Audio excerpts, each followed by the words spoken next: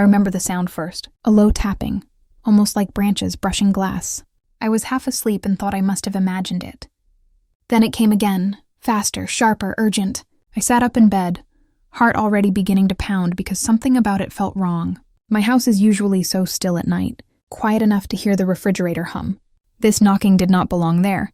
I slipped on my robe and walked to the hallway, trying not to jump at the shadows stretching across the floor. The clock on the wall read 2:08 a.m. When I opened the door, every trace of sleep vanished. My brother's children stood on the porch, barefoot, shaking, eyes red from crying. Their clothes were thin, too thin for the cold. The porch light hit their faces, and I felt something inside me twist. They looked like they had been standing there for a long time, like they were afraid to knock louder, afraid to be heard, and yet unable to leave. I stepped forward and whispered their names, afraid that if I spoke too loudly they might break. The younger one, Sarah, clung to her brother's shirt like it was the last thing she could hold on to in the world. They both looked up at me with this desperate, fragile hope that made my chest tighten. I asked where their parents were. They didn't answer. They didn't need to. Their lips trembled, teeth chattering. I pulled them inside quickly and locked the door behind us. Only then, when they were safe in the warm light of my living room, did the older one speak. His voice was barely more than a whisper, like he expected someone to shush him for speaking. They locked us out again. I froze. Not because I didn't believe him. I did. I think I had believed it long before the words were ever said. I just did not want to face what that meant. I wrapped them both in blankets and led them to the couch.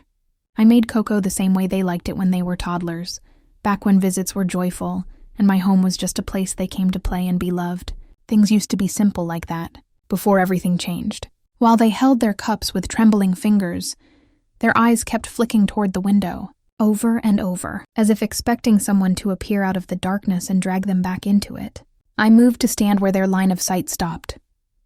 I wanted them to see me there, a barrier between them and whatever they feared. I told them they were safe. I told them no one would hurt them here. They nodded, but neither relaxed. It was like their bodies no longer knew what safety felt like. I noticed then how thin they had both become, how their cheeks were hollow, how their clothes smelled faintly of cigarette smoke and something sour I could not place. A tightness formed in my throat. I asked them gently if this had happened before. The older one stared into his cup for a long, still moment before answering.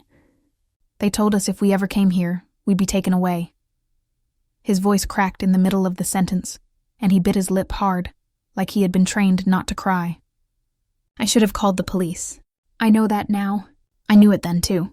There are moments in life when your body moves one way while your mind screams another. I hesitated, because making that call would mean something irreversible. It would mean acknowledging that my own brother was not the man I believed him to be. It would mean admitting I had failed to protect these children sooner. I told them to come with me. I set up the guest bedroom, found clean clothes, let the younger one choose which blankets she wanted. She picked the soft yellow one with little flowers stitched across it. I remember her hands shaking while she smoothed it over the pillow. I remember thinking no child should have hands that knew fear that deeply. I tried to keep my voice steady as I asked whether they were hungry. The older one nodded, and I could tell he was doing it less for his own sake, and more because he did not want his sister to feel guilty for needing something. He had grown into his protective role too early. Childhood had left him behind.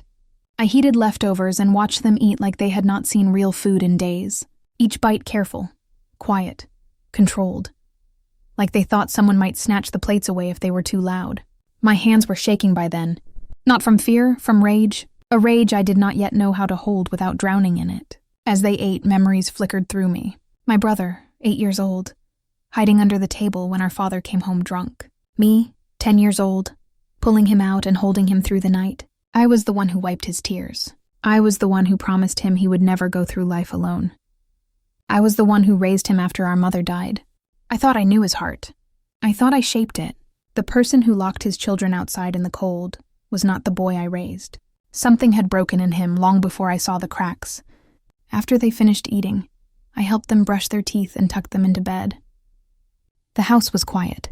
Too quiet. The kind of quiet that leaves space for the mind to start asking questions you are not ready to face. I turned off the light and sat beside them, rubbing their backs gently, the way my mother once did for us. The younger one shifted, and her shirt lifted slightly. I saw it then. A mark. Dark, shaped like something that should never touch a child's skin. I leaned closer, my breath catching, hoping I was wrong. It was not one mark. It was several. Some faded, some new. My hands began to shake. My voice would not come. I pulled the blanket up over her carefully. Gently, as if covering the truth could make it less real. I sat there in the dark, unable to move, staring at the wall because if I looked at them again, I might completely break. I had thought the worst thing that could happen was neglect. I had never imagined this. No part of me was prepared for what I had just seen. Not as a sister. Not as a caretaker. Not as a woman who once believed love alone could fix a person. My heartbeat felt like it wanted to tear through my chest. I knew then that everything I understood about my family was about to change. I just did not know how much. I did not know how far it would go. I did not know that this night was only the first fracture in a world that would soon collapse. I did not know that the secrets buried behind their front door were darker than anything I had ever imagined. I did not know that before it was over, there would be lawyers, and social workers, and accusations, and testimony, and a courtroom so quiet you could hear my brother's breath catch when the judge spoke. I did not know that saving these children would cost me everything I had. All I knew was this. As I tucked those children under the warmth of my guest bed, I saw the truth written on their skin. And once you see something like that, you never go back. What I discovered next would change the entire course of our lives. I wish I could tell you that I saw the signs early, that I was perceptive enough, wise enough, grounded enough to recognize the storm while it was still gathering, but I didn't. I think when you love someone, especially someone who you have spent your life protecting, your mind does this thing where it reshapes reality into something you can live with. You don't see what's there. You see what you need to believe. My brother's name is Michael. He is 7 years younger than me. When our mother died, he was just a boy, all elbows and frightened eyes.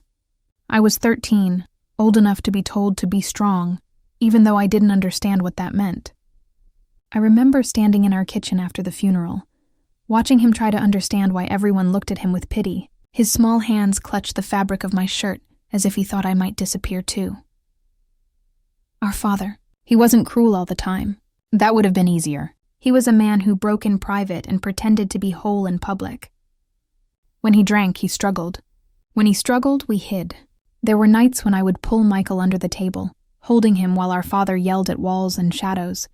In those moments, I became something different. I wasn't a child anymore. I was a shield. And once you learn to be a shield, it is very hard to stop. Michael grew up believing I could fix anything. I was the one who taught him to tie his shoes, who practiced spelling words with him late into the night, who sat with him on the front steps on the first day of school because he was terrified to go in alone. When he was old enough to start having dreams, he told them to me first. When he wanted to play baseball, I worked overtime to buy him a glove. When he graduated high school, I clapped the loudest. When he thanked me in his speech, I cried harder than I have ever cried since. Back then, he would look at me with this fierce loyalty, like we were the only two people in the world who truly understood each other. We survived together. We stitched ourselves into each other's lives because we didn't know how to survive any other way. So when he met Jenna, I wanted to like her. I really did. She was charming, disarming, the kind of person who walks into a room and everyone turns toward her without even thinking about it. She had these bright eyes and a laugh that made you feel like you were being invited into a secret. Michael loved her instantly. I could see it in the way he leaned toward her, how his voice softened, how his guard eased. The first time she came to family dinner, she brought flowers. She complimented my cooking, helped wash the dishes, asked questions about my job. She was warm in a way that felt intentional, warm in a way that could melt defenses before you realized they were gone. I didn't realize until much later that warmth can be a strategy. In the early years, things were good. They had the kind of relationship that photographs well. Smiles, weekly date nights. Matching holiday pajamas for the kids once they came along. I was there for their first steps, their first birthdays, their school performances. I braided Sarah's hair before picture day. I taught Daniel how to ride a bike in my driveway, while Michael held his breath on the porch. I was not just their aunt. I was another parent. Michael used to say, "I don't know what I'd do without you." You've always been the one who takes care of us." And I believed him. I believed him far longer than I should have. The first shift was small, barely noticeable, a hesitation in his voice when he answered my calls, a sudden excuse for why they couldn't come by, Jenna saying they were really busy lately. I didn't think anything was wrong. People grow, lives change, families build their own rhythms. But then the requests started. It began with small things. Could I watch the kids for a few hours? Could I cover a bill because there was a mistake with their paycheck? Could I co-sign something just until their credit improved? I didn't mind. I loved them. Helping felt natural. But slowly the tone changed.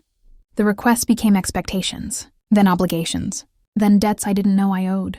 When I couldn't say yes, even when I genuinely couldn't, there was silence on the phone. A silence thick enough to feel like punishment. The first real fracture came the Christmas after the kids were born. I bought them coats.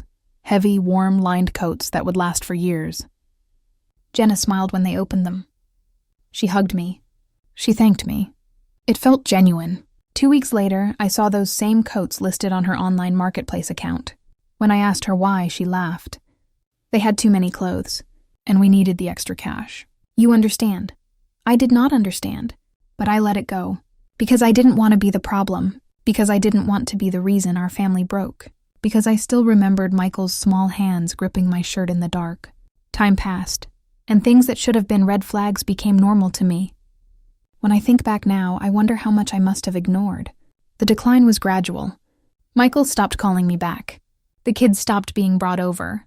Whenever I came to visit, Jenna would answer the door while Michael disappeared upstairs or into another room. She always smiled, but it was no longer warm.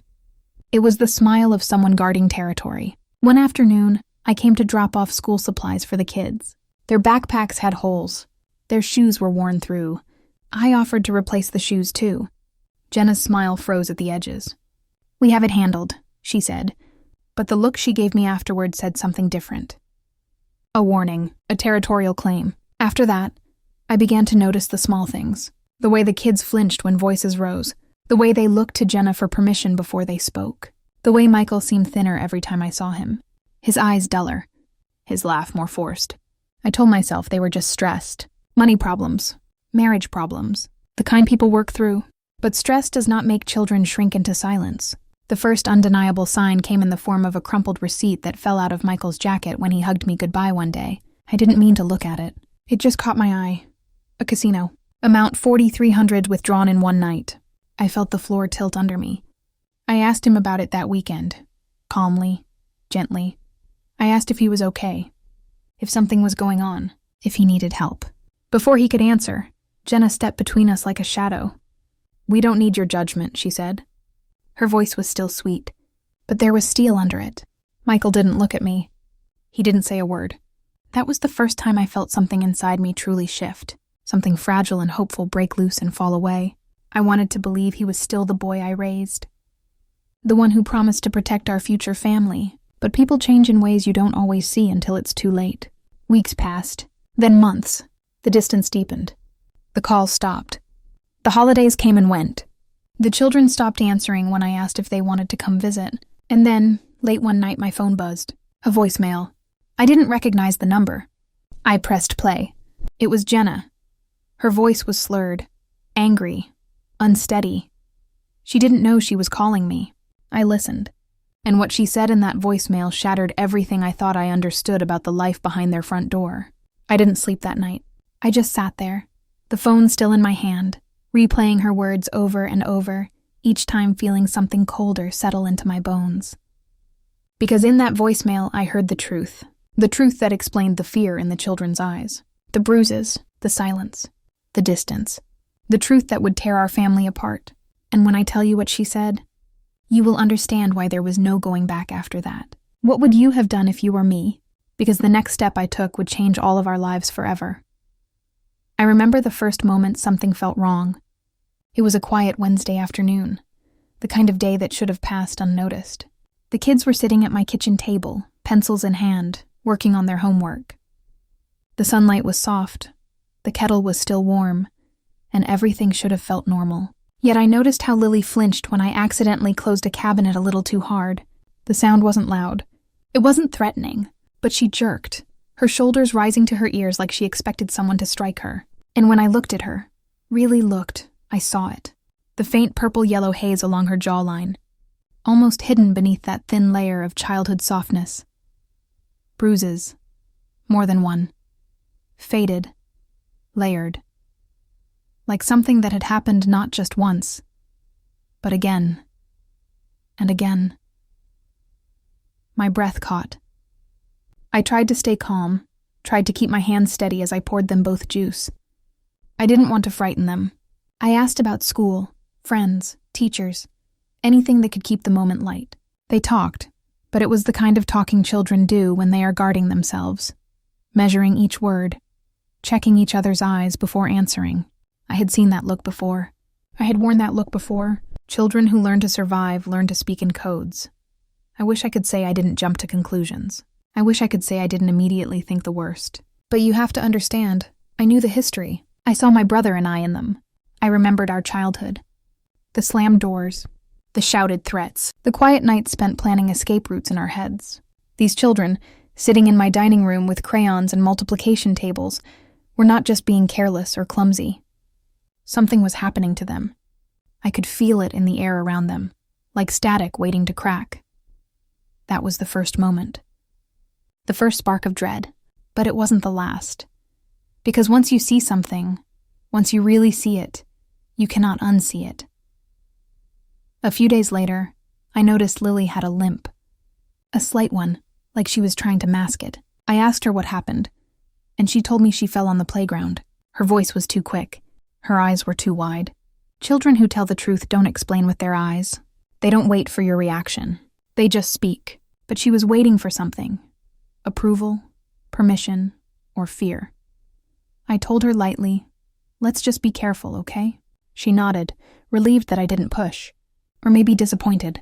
Maybe she wanted me to push. Maybe she needed me to. Then I noticed James. He was quieter than usual. He had always been thoughtful, but this was different. He watched me constantly, like he was waiting for something to break. One evening, I reached out to straighten his collar and he recoiled so fast that his chair nearly tipped backward. His breath came out in a sharp gasp. His eyes were wide, terrified. I froze. I didn't move my hand. I didn't make a sound, because I remembered that reaction. That was the reaction of a child who has learned that touch comes with pain. I lowered my voice and told him softly, "I would never hurt you." He nodded, but he didn't relax. Children don't trust words. They trust patterns. That night, I couldn't sleep. I lay awake staring at the ceiling, remembering every bruise, every hesitation, every flicker behind their eyes. My heart felt like it was being twisted in two directions at once. I wanted to protect them, but I also knew what it meant to accuse someone of hurting their children. The law is slow. The law is messy. And sometimes the law protects the wrong people. I needed proof, not suspicions. Not feelings. Proof. So I began paying attention. I started calling the school. At first it was casual, just checking attendance, asking how they were doing. The first teacher I spoke to hesitated before telling me they had been missing more days than she was comfortable with. Then she stopped herself, like she remembered she was not supposed to share that information. I recognized that hesitation too. It meant concern was already documented somewhere. Then I talked to the bus driver, a quiet woman, well into her 60s, with soft eyes and tired hands. When I asked if she had noticed anything unusual, she didn't answer right away. She just sighed, long and heavy, like she had been waiting for someone to ask. She told me James had started waiting at the bus stop alone some mornings. She told me sometimes no one came outside to get them when they came home. She told me Lily never looked rested.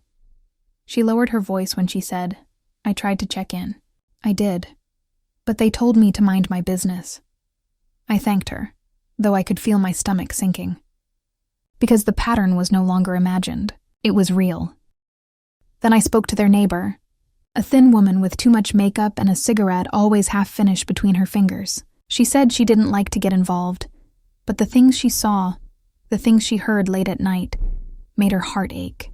She said there were fights, loud ones, furniture crashing, doors slamming, children crying, and silence afterward. The kind of silence that doesn't mean peace, the kind that means hiding. Every conversation made the dread twist tighter. Yet every piece of information made me more certain that I had to keep going. Because once you decide to save a child, you cannot undo that decision. Not morally, not emotionally, not spiritually. I began documenting everything. Dates, photographs of bruises when the children were asleep, notes on their behavior, attendance issues, medical complaints, food insecurity signs, all of it. My notebook became a witness, a silent archive of pain no one wanted to acknowledge. And the more I learned, the more horrifying the truth became. Because this was not the first time the children had been removed from their home. It was the fourth. I learned this from the school counselor, who accidentally revealed too much while speaking about ongoing concerns. She caught herself, apologized, and immediately shut down the conversation. But I didn't need her to continue. I had heard enough. 4 documented welfare checks, 4 investigations that apparently went nowhere, 4 attempts to intervene, 4 failures. I felt sick. I felt furious. I felt helpless. Yet I kept digging. One evening, while the children were in the living room watching a movie, I stepped outside to get something from my car. I didn't mean to stop. I didn't mean to listen. But I heard their voices, Michael and Jenna, arguing inside their house across the street, loud enough for the night to hold their words. She said, "They cost too much. They are ruining us. I can't take this." He said, "DCF doesn't scare me. They have no proof. You know that." He sounded tired, not defensive, not guilty, just tired. She sounded furious, sharp, controlled fury, the kind that calcifies into something dangerous. I stood frozen in my driveway, keys in my hand, listening, my own heart beating too fast. My brother, my little brother, the child I held when he cried, the child I fed, the child I protected from our own parents. This was who he had become. Or maybe this was who he had always been. The next time the kids came to my house, they came without calling. It was late, almost midnight. I heard tapping on my front door, soft and urgent. When I opened it, James and Lily stood there in sweatshirts and socks, no shoes, shaking. Lily was crying. James was trying not to. They said nothing. They didn't have to. I wrapped them in blankets, made them hot chocolate, sat on the couch with them until their breathing steadied. They fell asleep against me, their heads heavy on my shoulders. It took everything in me not to scream, not to cry, not to break. What would you do in that moment? Truly think about it. If 2 children you loved more than your own heartbeat showed up scared and bruised and barefoot, would you send them back? I couldn't. I didn't. I called Michael. He didn't answer. I texted Jenna. She replied hours later with one word. Sorry, like this was an inconvenience. Like this was forgettable. The next morning, I kept them home from school. I took them to the park. I tried to give them one day of peace, just one. But peace is fragile when fear lives inside the body.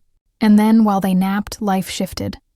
I went into the guest room to get fresh sheets, the room where they kept a few of their things. I opened the closet to grab a blanket. Something fell, a thick envelope tucked high behind a box. It hit the floor with a dull sound. My name was not on it, but something about the weight of it, the secrecy of it, made my hands shake before I even picked it up. I opened it. Inside were medical papers, hospital records, emergency room entry forms, photographs, descriptions of injuries. Words like contusion, possible fracture, non-accidental trauma. My vision blurred. My ears rang. I felt like the floor had disappeared beneath me. This wasn't suspicion anymore. This wasn't interpretation. This was documented harm. This was evidence that someone had already known what was happening. Someone had already reported it. Someone had already tried to help. And it still continued. I sat on the floor holding those papers, my heart pounding so loudly I thought it might crack open. The kids were asleep in the next room. Safe, for now. But the world outside was not safe. The law was not safe. Their home was not safe. I closed the envelope slowly, carefully, like it was something fragile, even though it contained something violent. I realized in that moment I was no longer just an aunt trying to help. I was someone who had found proof. And once you have proof, everything changes. Because proof demands action. Proof demands responsibility. Proof demands war. I wiped my face. I stood up. I walked to the kitchen sink and splashed cold water on my skin until I could breathe again. I looked at the children sleeping. I knew what I had to do. But what happened next was something I could have never prepared myself for.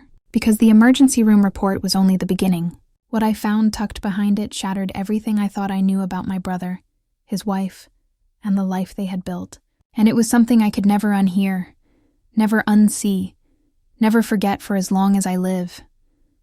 I remember the exact moment I decided I could not stay silent anymore. It was that morning, when the children were sitting at my kitchen table, bowls of oatmeal in front of them, staring at the spoons like they weren't sure how to hold them. The older one, Lily, stared out the window, her eyes unmoving. The younger one, James, kept rubbing the same corner of his sleeve between his fingers, like it was the only thing keeping him from falling apart. I asked them if they wanted blueberries, or cinnamon, or honey. They nodded, but their eyes never lifted. Children shouldn't look like that. Children shouldn't know how to make themselves invisible. I kept thinking about everything I had discovered. The bruises, the missed school days, the evasive answers, the neighbors' comments about raised voices at night, the emergency room report that detailed injuries no one had ever told me about. A cracked rib, a dislocated shoulder, and the note written in the margin by a nurse. Child insists he fell. Story inconsistent. Report forwarded to CPS. I had stared at that part for a long time. I didn't know whether to cry or scream. So that morning I made a decision. I picked up my phone. I didn't call the police. I didn't call CPS. I called my brother. The phone rang 3 times before he answered. His voice sounded groggy, like he had been sleeping or drinking or both. "Hello?" "Michael," I said. My voice came out steadier than I expected. "We need to talk. There is a tone family uses. A frequency of the voice that signals something is wrong, even before the words finish forming." He heard it immediately. His silence was sharp. "What's going on?" he asked. "The kids are here," I said. "They came to my house in the middle of the night. Again. Again." I didn't even mean to emphasize it, but the word hung there. Heavy. Accusing. His breath hitched. Then his voice came back hard, sharp, coated with defensiveness. "They're fine. They're overreacting. Jenna and I told them to stay outside for a minute while we cooled down." "A minute?" I repeated. "Michael, they came barefoot. They were shaking. They were terrified." "You're being dramatic," he snapped. "You've always been like this, making things into problems." That stung, because once, long ago, he said the opposite. He told me I was the only reason he survived our childhood. He told me I was strong. He told me I was his hero. I felt something inside me splinter. "Michael," I said, "I've seen things. I found documents. I know about the ER visit. I know about the eviction warnings. I know about the school absences. I know about the bruises." He didn't speak at first. Then he did something that made my stomach drop. He laughed. Not a happy laugh. Not even a mad laugh. A laugh of someone who thinks they still control the story.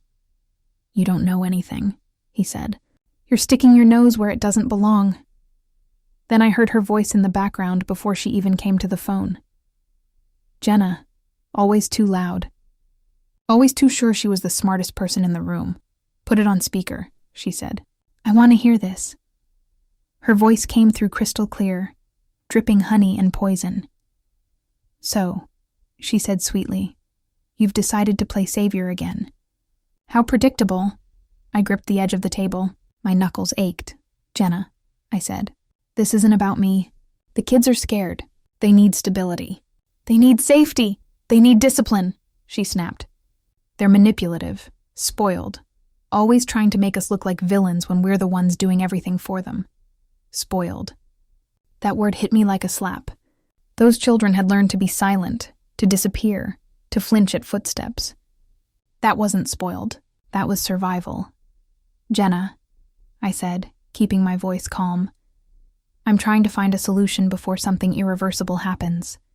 "Oh, sweetie," she laughed. "You think you're taking them, don't you? You think you're some kind of saint. You think they want to stay with you?"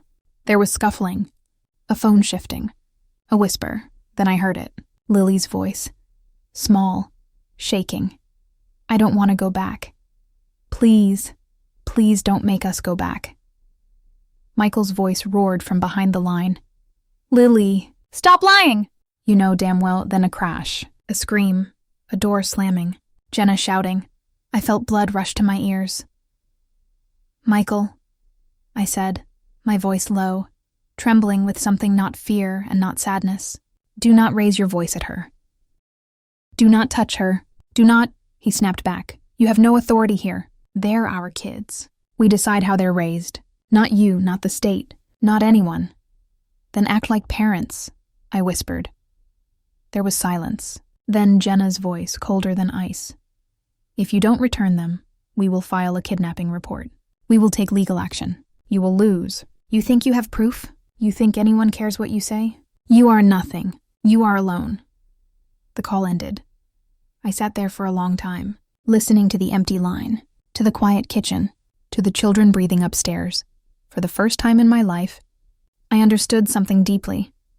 Some people are born without the instinct to protect. Some people look at something fragile and only see something they can break. I got up.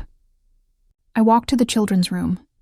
They were sitting on the floor, coloring quietly, trying not to be seen, trying not to be a problem. I knelt in front of them. I need to ask you something, I said, and I need you to be honest. I won't be angry. I won't be disappointed. I just need to know. They both watched me. Lily's lips were pressed tight, like she was trying not to cry. James's fingers were still running that same spot of fabric. Has anyone hurt you? I asked softly. Their eyes shifted to each other. Lily swallowed hard. James blinked rapidly. Then Lily nodded, not big, not dramatic, just a small, deliberate nod. That was enough. Something inside me hardened. I made my next call. This time to a lawyer. The lawyer's office smelled like paper and old carpet, the kind of place where families go to fall apart. The woman who met me looked tired, like she had seen this story too many times. Her voice was calm, steady. You need documentation, she said. Everything you have, dates, photos, statements, medical reports if possible. And if you fear the children will be taken back before protective measures are in place, you must file for emergency temporary custody. Will I get it? I asked. Her eyes didn't flicker. If what you're saying is true, and you can prove it, yes. But be prepared. They will fight. They will lie. They will make you the enemy. The enemy. I had never imagined being the villain in my own family. I gathered everything. I compiled timelines. I printed emails. I saved voicemails. I documented every bruise, every story, every flinch. I talked to teachers. I talked to neighbors. I talked to the bus driver who said that Lily once cried quietly the entire way home because she forgot to clean the bathroom and was afraid of the consequences. One of them agreed to sign statements. When Jenna and Michael realized what I was doing, the real war began. They showed up at my house, not knocking, pounding, screaming, demanding the children come out. Jenna yelling so loudly the neighbors came outside. Michael shouting my name like a curse. I didn't open the door. I called the police instead. When the officers arrived, Jenna transformed, tears, shaking hands, trembling lip. She stole our children, she sobbed. She's poisoning them against us. She's always been jealous. She wants to replace me. Michael nodded along, eyes full of wounded betrayal. I stepped outside. Calm, controlled. I had the documentation folder in my hand. I handed it to the officers. I have evidence of abuse, I said simply. The officers took them aside. Talk to them. Talk to me. Talk to the children gently, privately. When they left without removing the children, Jenna's face twisted into something I will never forget. Hatred, pure, burning. You will pay for this, she hissed. Michael looked at me, like I had killed something inside him. You were supposed to. Protect me, he whispered. He turned away. That evening, I filed for emergency custody. Filing didn't end the battle. It started it. Word spread fast. Family took sides. Some said I was a hero. Some said I was tearing the family apart. Some said I was traumatizing the children by getting the state involved. Some said I was lying. Some said I was exaggerating. Some said I was making things worse. But no one asked what the children needed. No one asked what they had survived. The court date came. The children woke up early, clinging to me.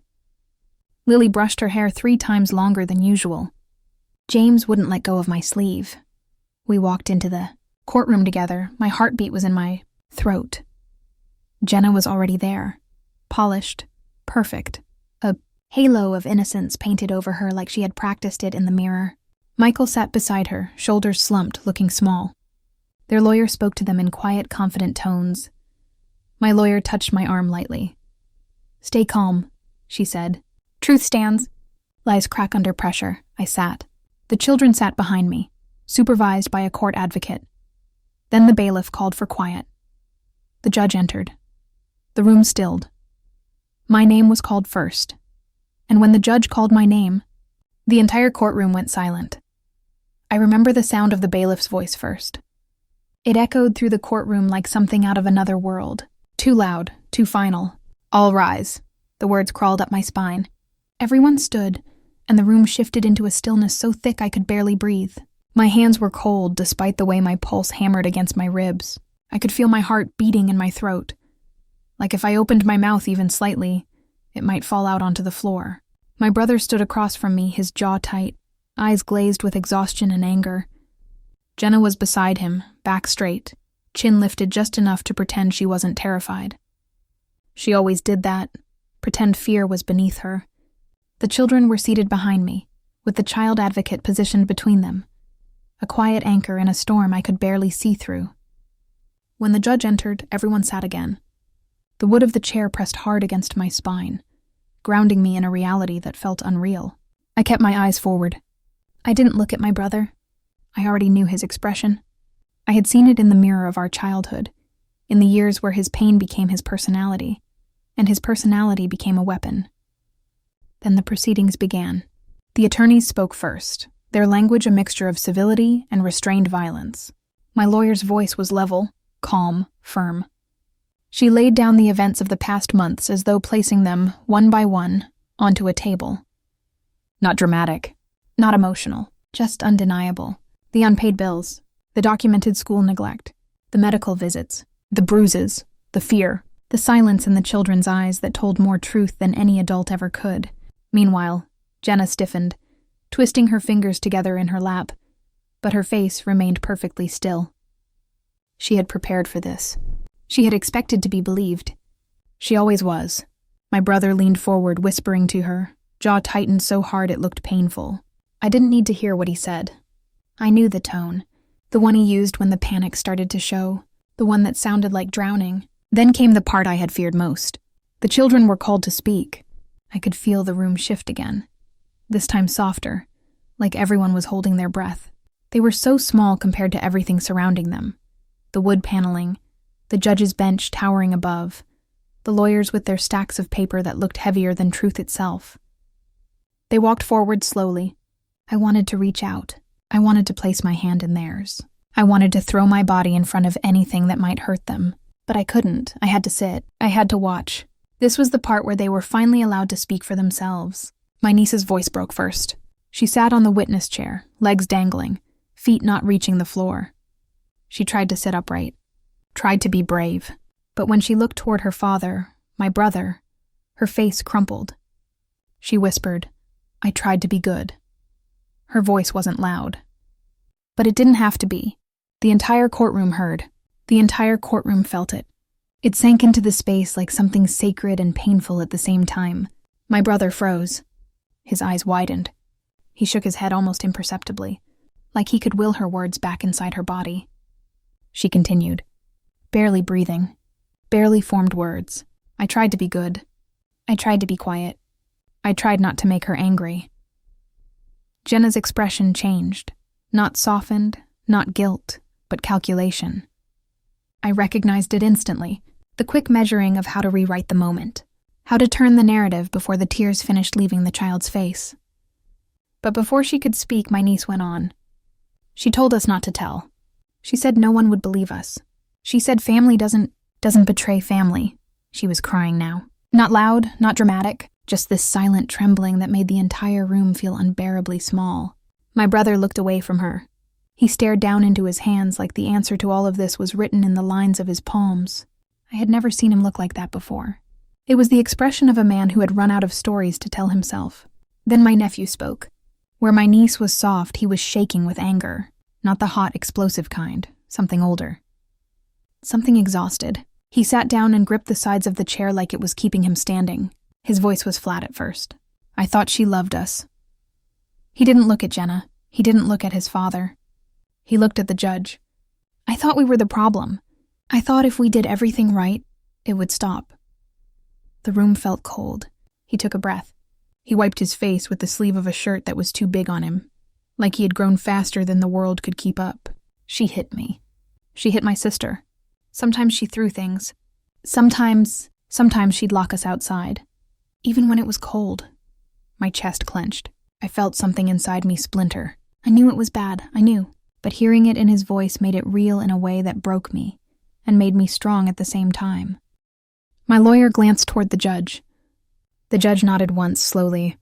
The kind of nod that said, I hear you. I see you. This matters. Then my brother stood up. He didn't wait to be called. He didn't wait for permission. He just rose like something inside him snapped. I didn't know, he blurted. His voice cracked so sharply it sounded painful. I didn't know she did that to them. I didn't. Jenna's head whipped toward him. Her eyes went wide, furious, betrayed in a way that had nothing to do with pain and everything to do with losing control. Don't you dare, she hissed under her breath. But he kept going, like a dam had broken, like the truth was finally something he couldn't bury under silence anymore. I wasn't there, he said. I wasn't home. I was working. I didn't want to see it. I didn't look. I didn't ask. He wasn't defending himself. He was confessing. Jenna finally spoke. Her voice was sharp, cold, precise. He's lying. They're lying. She put them up to this. She pointed directly at me. She's been obsessed with taking them from us. She wants to ruin us. For a moment, the courtroom was silent. Then my nephew turned to her. His voice didn't shake this time. You told me to never call her for help. Jenna froze. He continued. You said she would try to take us away. You said she thought she was better than you. You said if we told her anything, you would make us regret it. The judge leaned forward. Is that true? Jenna opened her mouth.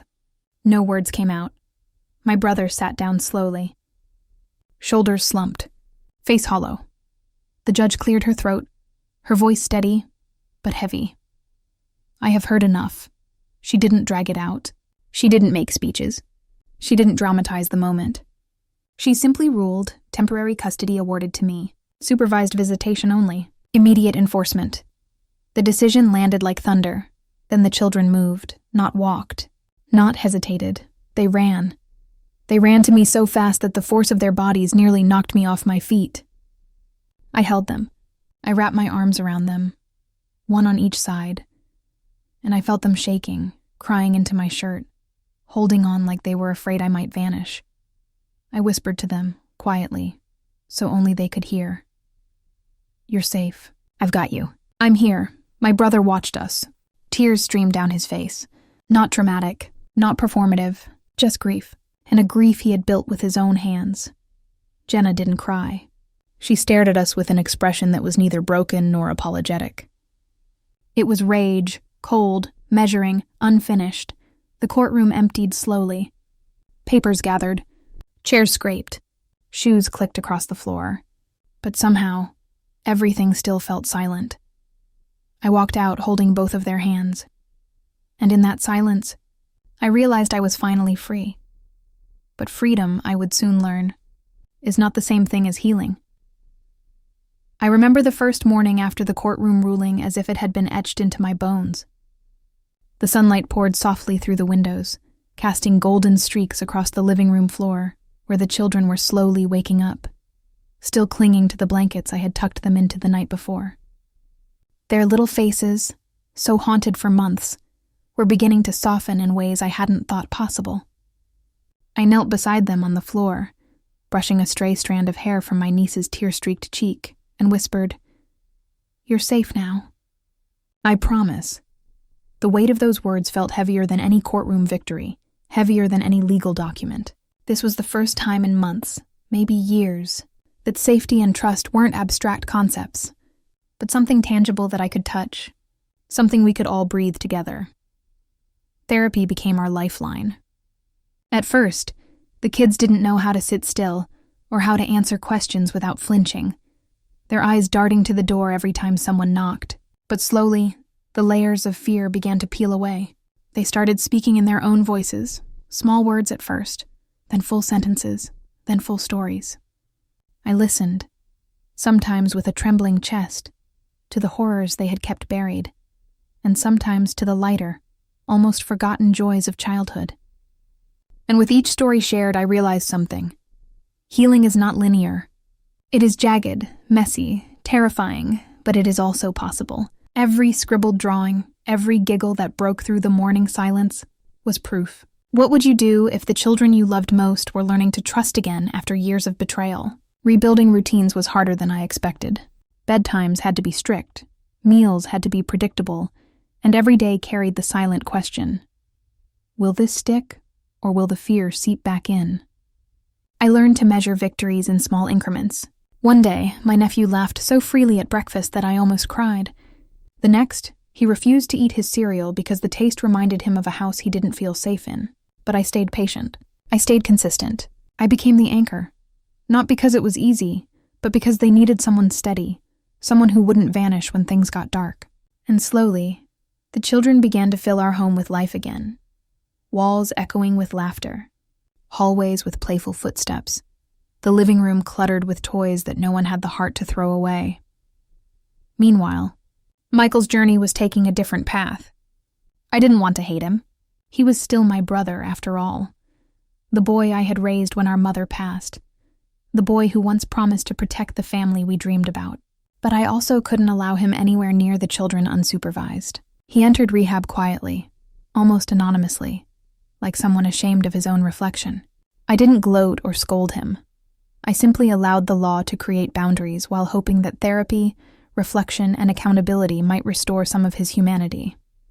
It wasn't forgiveness yet, but it was a start. And in watching him try to claw back pieces of himself, I understood something fundamental.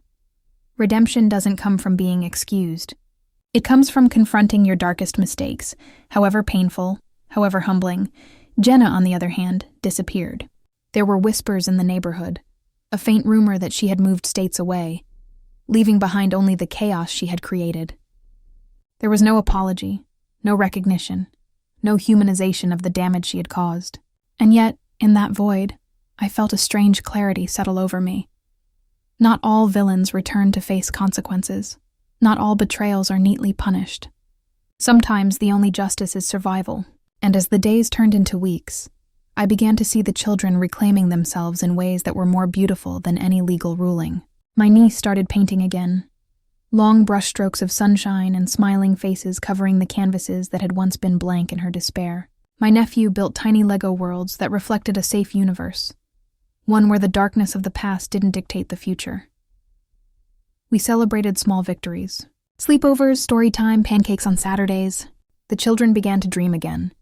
The first time they laughed at a silly joke I made, I felt a release so profound it left me breathless. Their trust in me, once tentative and fragile, had grown into a tangible thread that connected our hearts. And as I tucked them into bed each night, I realized that the trauma of the past could no longer shadow our present. The home we were building was theirs, and I was merely its guardian. Every hug, every whispered "I love you," every sleepy-eyed smile reinforced that truth. But perhaps the most profound lesson was learning to forgive. Not Michael yet, not Jenna, but the idea of life itself. To forgive that pain could exist in the people I loved most. To forgive that betrayal could come from those closest to my heart, and still choose hope. Healing didn't mean erasing memory. It meant integrating it, understanding it, and moving forward without letting it consume us. And the children, in their innocent resilience, taught me that. They didn't need me to forgive the past. They needed me to help them live in the present, to teach them that love, stability, and safety could be real again. There were moments, of course, when fear crept back in, a school call about a minor bruise, a neighbor's gossiping glance. But I learned to respond with clarity, not panic. I documented. I communicated. I ensured that our boundaries were respected. I realized that power in healing isn't about domination. It's about protection, consistency, and unwavering presence. And in witnessing my own growth alongside theirs, I discovered a new identity, one not defined by the past, by betrayal, by shame, but by resilience, compassion, and courage. I asked myself often, would you have forgiven him? Forgiven Michael, yes, perhaps one day, but forgiveness was not immediate. And forgiveness for Jenna. Probably not, because she had walked away from the possibility of redemption. But forgiveness in the context of life, of moving forward, of not letting their actions define the children's existence anymore. That was a gift I could give. And in choosing that path, I felt my own freedom bloom, a flowering I hadn't realized I was capable of. Time passed. The laughter of the children became routine, not fragile. They began planning birthday parties, talking about school projects, inviting friends over. I watched them at the park, swinging, climbing, running without fear, and felt a depth of relief I had thought impossible. Every scraped knee, every silly argument over toys, every triumphant yell from a playground slide was proof that life could indeed go on. That recovery wasn't just possible. It was tangible, lived and joyous. And then one quiet evening, as the sun dipped low and the house was bathed in orange light, I sat with both of them at the kitchen table, coloring together and sharing a cup of cocoa. I watched them chatter and giggle, free of the weight that had once crushed them. And in that moment, I realized something fundamental. Freedom is not just about leaving a toxic household behind. It's about reclaiming your heart, your trust, your joy, and your right to breathe without fear. That night, as I kissed their foreheads and tucked them into bed, I whispered once more. And that's when I learned the truth. Freedom is the greatest inheritance. The moral, clear as the moonlight streaming through the windows, settled over me like a benediction. The truth does not destroy families. Secrets do. And in embracing that truth, in protecting it, and in nurturing the healing it allowed, we began our lives anew, not defined by betrayal, not imprisoned by fear, but flourishing in love, safety, and the quiet power of resilience. The nights grew calmer. The mornings brighter. Laughter echoed through the halls. And in the midst of it all, I discovered that the deepest wounds could indeed become the foundation for the strongest homes, that hope could triumph over fear, and that redemption, whether for oneself or for others, was a journey worth taking every single day. And so, with the children safe, with boundaries firmly established, with the past acknowledged but no longer controlling us, I finally allowed myself to breathe fully. We were healing. We were whole, and in that quiet certainty, I knew that the battles fought, the tears shed, and the nights spent awake listening to little ones' quiet sobs had not been in vain. Life, in all its fragility and beauty, had been restored, and we were ready to live it fully. Freedom, I realized, was more than legal custody or court rulings. Freedom was trust rebuilt, joy reclaimed, love unbroken, and a home that could finally belong to us again. And as I watched my niece and nephew drift to sleep under blankets that no one would ever take from them again, I understood with a clarity I had never known. Truth and love are the ultimate inheritance.